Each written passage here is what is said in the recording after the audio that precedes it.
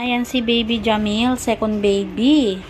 Pinanganak ng 10:30 a.m. Baby boy. Yan, 3 kilos naman si baby.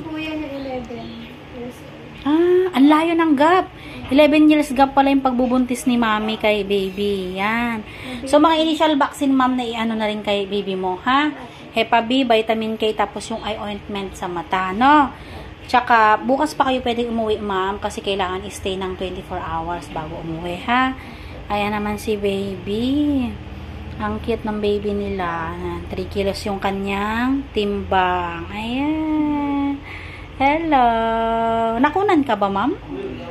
Dapat pangatlo na, kaso nakunan. Ang layo ng gap ng pagbubuntis ni mami. So, 11 years yung gap. Sobrang layo. Ayan.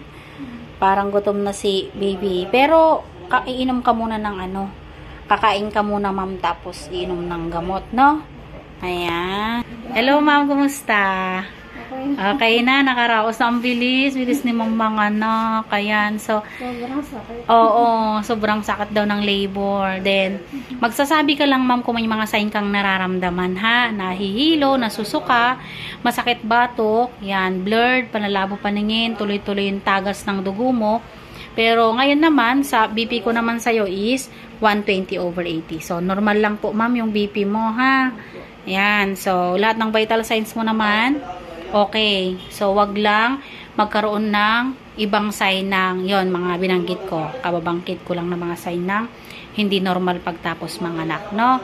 Then, bukas, pwede na kayong makauwi kasi 24 hours after, no? Yan. Congrats, mami. Karaos na kayo ni baby mo. Thank you sa pagtitiwala, ma'am. Thank you po.